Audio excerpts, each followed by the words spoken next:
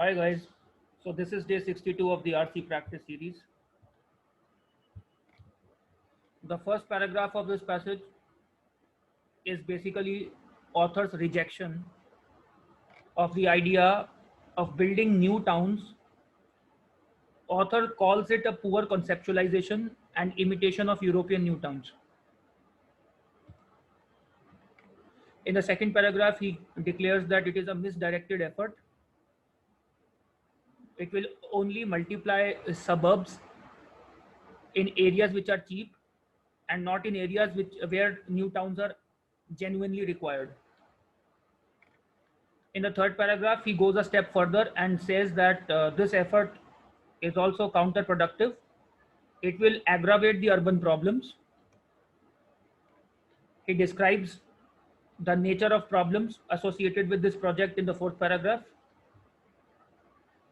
And finally, in the last paragraph, he gives us some suggestions for making this plan viable, suggests that this plan should be holistic, should consider financial, social, and legislative aspects. Okay, so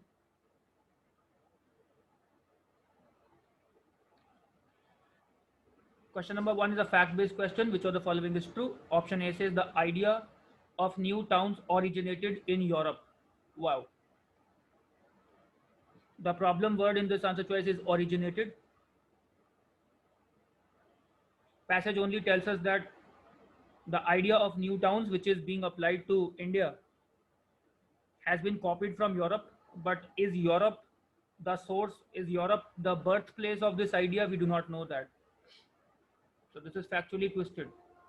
Option B says the Britain's new town formula differs from that of other European countries. That is alien. Such a difference has never been mentioned. Option C, there's a clearly stated purpose of building new towns in India. Though it is written that the new towns are being built to absorb growth, it is not mentioned that it is clearly stated anywhere. It is just an idea. So it will also be a bit beyond scope to assume that this purpose is clearly stated anywhere. In public policy or probably in the manifesto of the present government, it has to be stated somewhere for this answer choice to be true. Option D, incentives and penalties will be necessary to make a new town formula workable. Last paragraph, he says its objectives should be clearly stated and both incentives and penalties should be provided to ensure that the objectives are pursued, which means incentives and penalties will be necessary to make a new town formula workable or viable. That is exactly what author talks about in the last paragraph. Option D is the correct answer.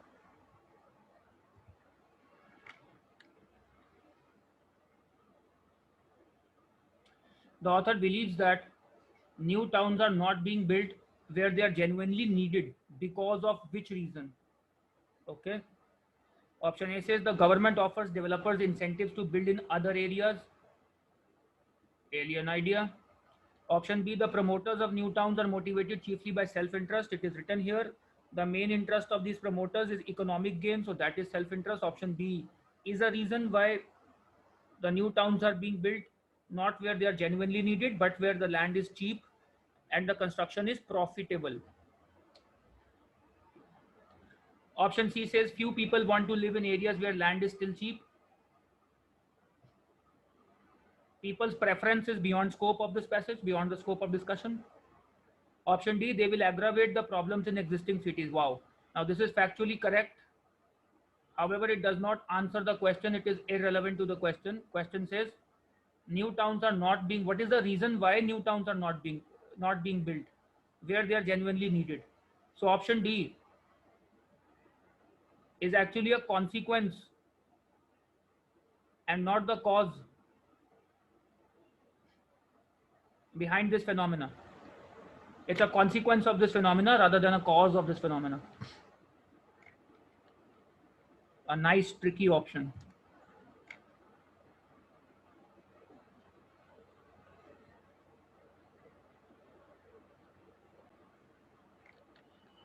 Question 3.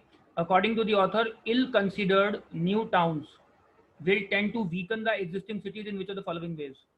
Option 1, they will cause an erosion in the revenue base of existing cities. So it is written that the remaining taxpayers, the high income groups will move away from the urban areas, and the low income groups will become more concentrated, and they are unable to provide tax income, which means it will cause an erosion in the revenue base of existing cities. This is correct. They will cause displacement of industry and residents from existing cities to other areas. Of course, this moving away of high income citizens, and also industry and commerce will seek escape. Verify statement 2 as well. They will increase the number of low income residents in existing cities. They will not increase the number of low income residents, rather the percentage or the proportion of the same. So factually twisted answer choice again. Distorted. Correct answer option D, 1 and 2 only.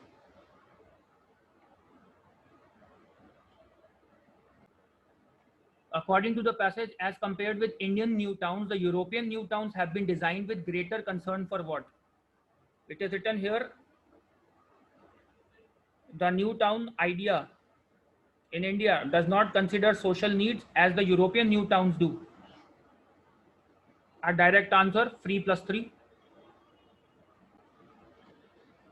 It can be inferred from the passage that the author believes which are the following about suburbs. Okay, they are a panacea for urban problems. Understand, author says in the first sentence that the new towns are considered a cure-all, a panacea for urban problems, but author rejects this idea. It is erroneous. It is an erroneous assumption. Therefore, A is opposite to author's belief. They will soon be plagued by the same problems that now plague the cities, something never mentioned in the passage. They are poor models of new towns now. Here, it is written that present planning, thinking, and legislation will not produce the kinds of new town that have been successful abroad. It will multiply suburbs, which means suburb is not a successful type of new town. Or suburbs are poor models for new towns, according to the author. A nice inference-based question. C is the correct answer. They drive up property values in the inner cities is again beyond the scope of this passage, something never mentioned, an alien idea. Hope you got them all right. Keep practicing. Winters are coming.